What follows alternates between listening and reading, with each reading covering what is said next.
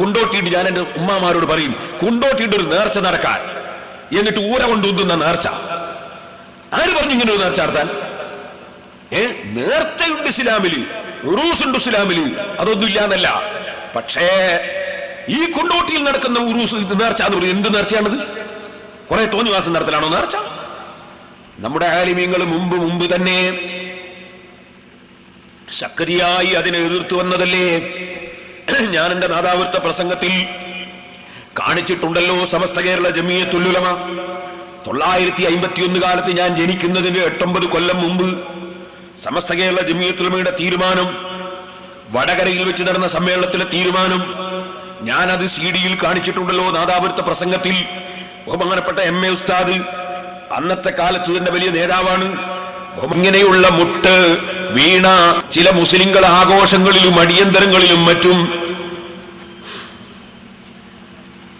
ചെയ്തു വരുന്നത് കാണുമ്പോൾ, യഥേഷ്ടം ചെയ്തു വരുന്നത് കാണുമ്പോൾ എത്ര കണ്ട് ലജ്ജാവവും വ്യസനകരവുമാണ്. ഇവരുടെ ഇസ്ലാമിക നിഷ്ഠ എന്തായിപ്പോയെന്നോർത്തുകൊണ്ട് വ്യസനിക്കല്ലാതെ മറ്റെന്ത് ചെയ്യാനാണ്?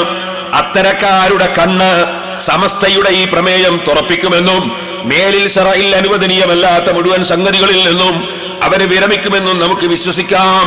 പരിപാവനമായ ദീനുൽ ഇസ്ലാമിന്റെ ഹക്ക് കൊണ്ട് അല്ലാഹു തആല അവർക്ക് തൗഫീഖ് നൽകട്ടെ, ആമീൻ.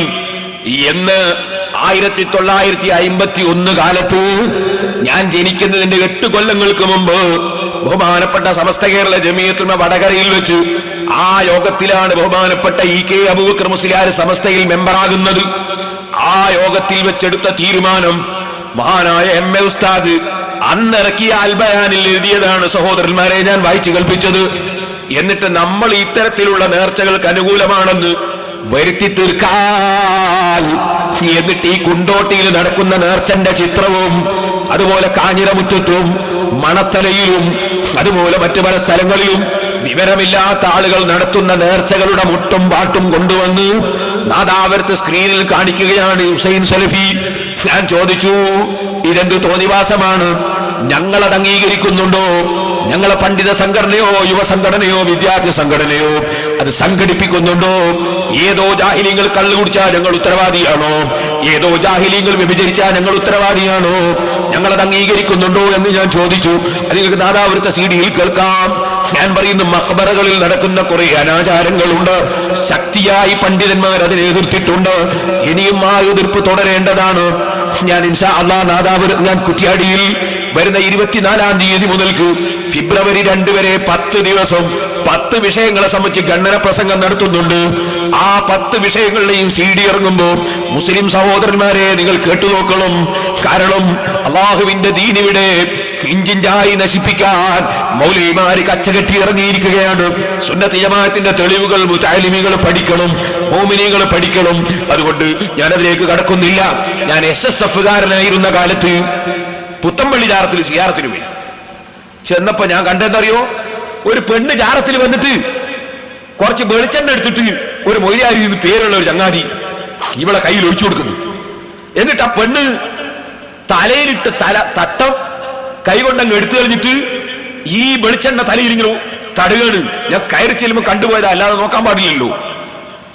ഞാൻ സിയാറത്ത് കഴിഞ്ഞപ്പോൾ എനിക്ക് ഭയങ്കര സങ്കടമായി. ഇങ്ങനെ ചെയ്യാൻ പാടുണ്ടോ? അന്യപുരുഷന്മാരുടെ മുമ്പിൽ തലമറക്കാതിരിക്കാൻ പാടുണ്ടോ? സുബ്ഹാനല്ലാഹ്. എന്നിട്ടോ ഞാൻ സെക്രട്ടറിയെ കണ്ടിട്ട് ഇതൊന്നും പറ്റൂല എന്ന് പറയണോ വെച്ചിട്ട് ഞാൻ എൻ്റെ ആവേശത്തിൽ SSF-ന്റെ പ്രവർത്തകനാണ്. ഞാൻ എൻ്റെ ആവേശത്തിൽ സെക്രട്ടറിന്റെ ഓഫീസിൽ പോയി ഇതൊന്നും ചെയ്യാൻ പാടില്ല എന്ന് പറയാനേ. ചെന്നപ്പോൾ അയാളില്ല. ഞാനൊരു കത്ത് എഴുതിച്ചു. ഞാനിങ്ങ് പോകുന്നു. കുറെ ദിവസം കഴിഞ്ഞ് ഞാൻ അന്വേഷിച്ചു നോക്കുമ്പോ അന്ന് ദർഗന്റെ സെക്രട്ടറി മുജാഹിദാണ്. ഇവര് പറയും ദർഗയിലെ പൈസ ഇട്ടാനാണ്. ദർഗ കവർച്ച ചെയ്തിട്ട് പണം തട്ടിയവരാണ് മുജാഹിദ്. സംശയമുണ്ടോ? നിങ്ങൾ അൽ-ഇത്തിഹാദ് നോക്കൂ, ഇതാ എന്റെ കയ്യിലുണ്ട്. ഞാൻ കുറ്റ്യാടിയിൽ വെച്ച് ഖുർആൻ വിരുദ്ധ മുജാഹിദ് പ്രസ്ഥാനം എന്ന പ്രസംഗം നടത്തിയിട്ടുണ്ട്. ആ പ്രസംഗത്തിൽ ഞാൻ ഇതെടുത്ത് കാണിച്ചിട്ടുണ്ട്. ഇത് CD എടുക്കുമ്പോൾ വാങ്ങി കേട്ടോളൂ. നിങ്ങൾ മദീനയിലെ മഖാം കവർച്ച ചെയ്ത് മുഹമ്മദ് അബ്ദുൽ വഹാബിന്റെ ആളുകൾ പണം കട്ടുകൊണ്ട് നിങ്ങൾ പുറത്തിറക്കുന്ന അൽ-ഇത്തിഹാദിൽ മുസ്ലിം ലീഗിന്റെയും മുജാഹിദിന്റെയും നേതാവായ KC അബൂബക്കർ മൗലവി എഴുതിയ ലേഖനമാണ്. ഞാൻ എന്റെ വകയിൽ പറഞ്ഞതല്ല. സഹോദരന്മാരെ, ഇനി അക്കാണുന്നോ CH മുഹമ്മദ് കോയ